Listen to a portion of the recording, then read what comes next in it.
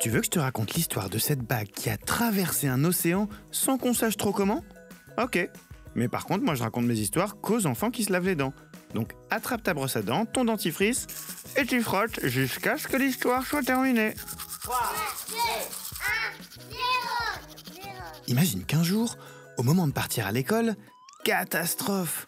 Impossible de retrouver ton cartable. Pourtant, d'habitude, tu le poses toujours au même endroit. Bah oui, juste à côté de ton bureau. Mais là, ce matin, au pied de ta chaise, il y a tes baskets jaunes qui courent vite, il y a le dessin que ta petite sœur t'a offert, mais pas de cartable. Alors, tu commences à chercher un peu partout, à des endroits où tu l'as peut-être laissé, sous ton lit, dans le salon, dans la cuisine, mais toujours rien. Et en plus, le temps passe, il est bientôt 8h20, il faut y aller. Et là, juste au moment où tu t'apprêtes à abandonner les recherches, t'entends la voix de ton papa crier du fond de l'appartement. « C'est bon, je l'ai trouvé dans le placard au-dessus des toilettes !» Quoi ?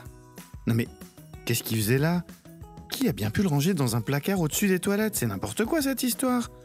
Et pourtant c'est bizarre, mais ce genre de choses-là, ça arrive. On perd quelque chose et on le retrouve dans un endroit un peu fou, sans pouvoir expliquer comment il est arrivé là. Bon, ce qui est bien, c'est que souvent ça fait une bonne histoire à raconter à ses copains à la récré. D'ailleurs, j'en connais une qui a dû bien les faire rigoler ses amis. C'est Debra.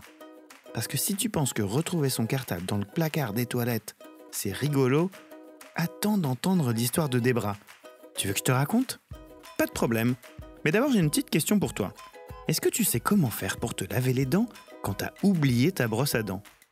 Eh bien, figure-toi que tu peux utiliser du sopalin, une petite brindille de bois, ou même juste ton doigt. Mais attention, il faut bien le laver avant quand même. Donc Debra, c'est une Américaine qui a perdu une bague à laquelle elle tenait beaucoup il y a 47 ans, aux États-Unis.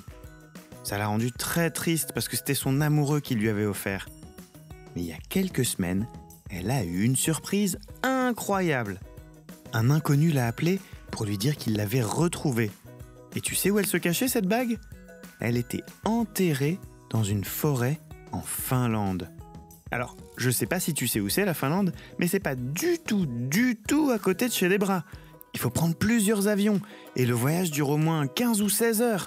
Et puis Debra, elle y est jamais allée en Finlande. Alors au début, elle a cru que c'était une blague. Comment sa bague a bien pu se retrouver au fond d'une forêt de l'autre côté du monde ? Mais en voyant la photo, aucun doute. C'était bien sa bague, avec le nom de son amoureux gravé à l'intérieur. Alors, on saura sans doute jamais comment cette bague a réussi à traverser un océan pour arriver en Finlande. Mais tu sais quoi ? C'est pas très grave, parce que maintenant Debra a la meilleure histoire du monde à raconter à ses amis. Bon, montre-moi un peu tes dents. Fais A, fais I. Ouais, c'est pas mal ça, bien blanche comme il faut. Tant pis pour vous les caries. Allez maintenant, au lit. Je vais pas aller me coucher. Retrouvez les épisodes des Dents et Dodo sur le site et l'application BFM TV et sur toutes les plateformes de streaming. Si cet épisode vous a plu, n'hésitez pas à lui donner une note, à vous abonner à la playlist et surtout à en parler autour de vous. C'est un podcast BFM TV.